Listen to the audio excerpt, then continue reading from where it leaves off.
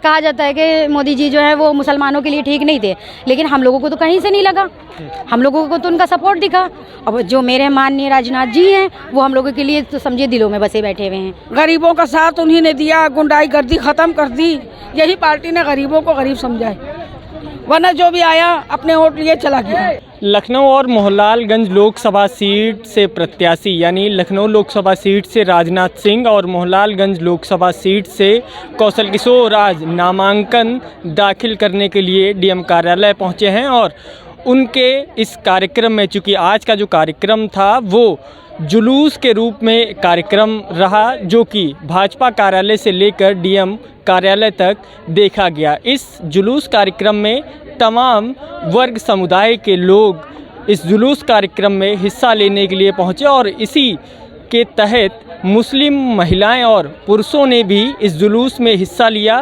कुछ महिलाओं और पुरुषों से बातचीत भी करने की कोशिश करेंगे कि आखिर आज जो इस जुलूस यात्रा में वो शामिल होने के लिए आई थी, उनका उद्देश्य क्या था और क्या पूरा उद्देश्य था और किस बात को लेकर आखिर इस बार का जो लक्ष्य रखा गया है वो क्या कुछ है, ये इस पर भी बातचीत करेंगे। भाई साहब, सबसे पहले तो आप अपना परिचय बता दीजिए और क्या कुछ उद्देश्य रहा आज की इस जुलूस यात्रा में शामिल होने का।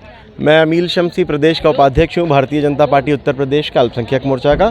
और हमारे देश के यशस्वी रक्षा मंत्री, हमारे लखनऊ के परम प्रिय सांसद आदरणीय राजनाथ सिंह जी का आज चुनाव नामांकन कार्यक्रम था, जिसमें बहुत भारी संख्या में हमारे मुस्लिम समाज के लोगों ने अपनी प्रतिभागिता दर्ज की है, अपना जो है वो अपनी मौजूदगी दर्ज की है। और ये केवल और केवल मौजूदगी नहीं है, बल्कि इस बात का प्रमाण है कि हमारे देश का, हमारे प्रदेश का और हमारे लखनऊ का मुस्लिम समाज इस निर्णय को ले चुका है कि अब तथाकथित सेक्युलरों के बहकावे में नहीं आना है, बल्कि मुख्य धारा से जुड़ करके देश को विश्व गुरु बनाने के संकल्प से आगे बढ़ना है, साथ चलना है। यही कारण है कि आपने देखा कि भारी संख्या में हमारी मुस्लिम बहनें, भारी संख्या में हमारे मुस्लिम भाई, और ये भारतीय जनता पार्टी के कार्यकर्ता नहीं है, ये भारतीय जनता पार्टी के जो है वो पदाधिकारी नहीं है, ये वही आम जनमानस हैं कि जिन तक भारतीय जनता पार्टी की सरकार द्वारा, आदरणीय नरेंद्र मोदी जी द्वारा बनाई गई जन कल्याणकारी योजनाएं पहुंची हैं, उनसे प्रोत्साहित होकर, उनसे खुश होकर के ये आज भारतीय जनता पार्टी के साथ हैं, भारतीय जनता पार्टी के समर्थन में हैं।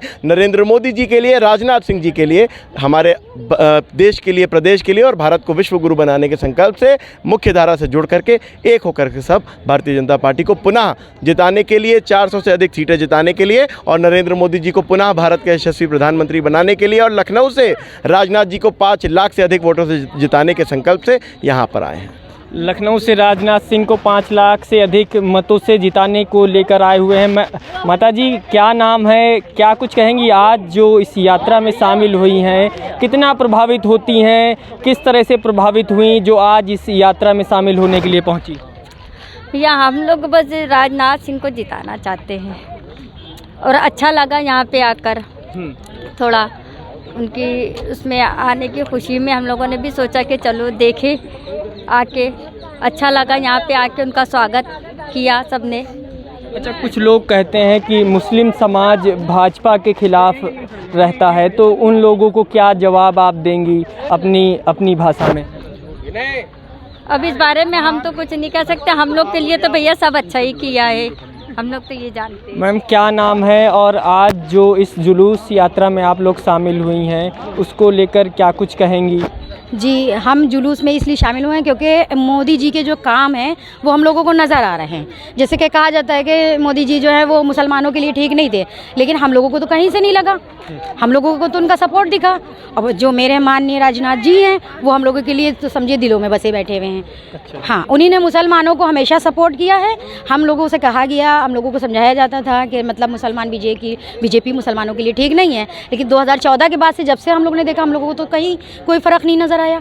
कौन समझाता था कि बीजेपी मुस्लिमों के लिए ठीक नहीं है? बहुत है, पार्टियां हैं, आप समझदार हैं, आप समझ ही सकते हैं। कहा गया, हम लोग ने सोचा भी ऐसा होता होगा, लेकिन अब नहीं, अब खुल के हम लोग समर्थन कर रहे हैं, क्योंकि अब हम लोगों को ये दिखा कि बीजेपी ने मुसलमानों के लिए क्या किया। हर महिला को उन्हीं ने अपने समझे पैरों पे खड़ा कर दिया। अब देख लीजिए उनकी योजनाओं पर जैसे लोग कहते हैं कि जो है वो शौचालय की कोई ज़रूरत नहीं थी। आप मानते शौचालय की ज़रूरत नहीं थी, खुले में अच्छा लगता था। अब उन्हीं ने महिलाओं को इज्जत घर बनवा दिया एक तरीके से देखा जाए कि शौचालय उन्हीं ने तैयार करवाए और आयुष्मान कार्ड के ज़रिए 5 लाख का इलाज फ्री कराया गरीबों का।